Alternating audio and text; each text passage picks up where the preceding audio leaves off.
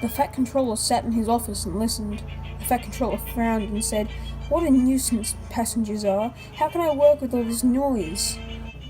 Then the station master came in, looking worried. "There's trouble in the shed, sir. Henry is sulking and there is no train. The passengers are saying it's a bad railway." "Indeed," said the Fat Controller. "We cannot allow that." He found Henry, Gordon and James looking very sulky in the shed. "Come along, Henry," he said. "It's time your train was ready." "Henry's not going," said Gordon rudely. "We won't shunt like common tank engines. We are important tender engines. You fetch our coaches and we will pull them. Tender engines don't shunt." "Oh really?" said the Fat Controller severely. "We'll see about that. My engines on my railway do as they're told." The Fat Controller clambered into his car and drove away to find Edward. Edward was busy shunting.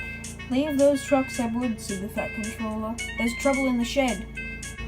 I need you to push coaches for me in the yard." "Thank you, sir. That will be a nice change." "That's a good engine," said the Fat Controller kindly. "Off you go then." Edward found the coaches for the bigger engines, and that day the trains ran as usual. But when the Fat Controller came to see Edward the next morning, he looked unhappy. Gordon came hissing past, clanking rudely. "Bless me," said the Fat Controller. "What a noise!" "They all hiss me, sir," answered Edward sadly. "They said tender engines don't shunt, and last night they said that I had dirty wheels like the trucks." "I don't, sir, do I?" "No, Edward, you have nice blue wheels, and I'm proud of you. Tender engines do shunt, but all the same, you'd be happier on your own yard. We need a tank engine here." The next day, the Fat Controller went to the engine workshop. They showed him all sorts of tank engines. There were big ones, little ones. Some looked happy, some looked sad, and some looked anxiously hoping they would choose them. Last he saw a smart little green engine with 4 wheels. "That's the one," he thought. "If I choose you, will you work hard?" "Oh, sir, yes, sir. That's a good engine. I'll call you Percy." "Yes, sir, thank you, sir," said Percy happily. So he bought Percy and drove him back to the yard. "Edward," he called, "here's Percy.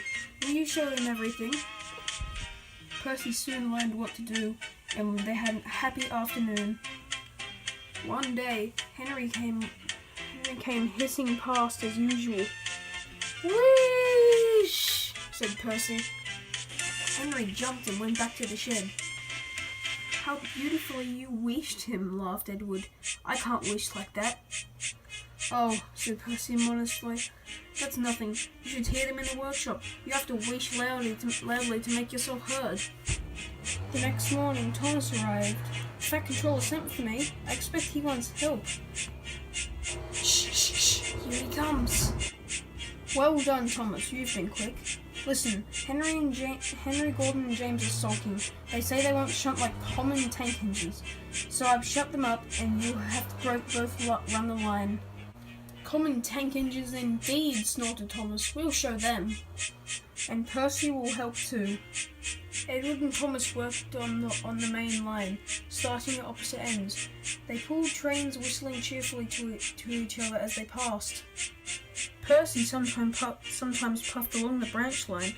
Thomas was anxious, but both the driver and guard promised to take care of Annie and Clarabelle.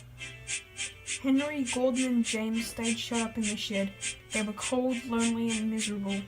They wished they hadn't been so silly now.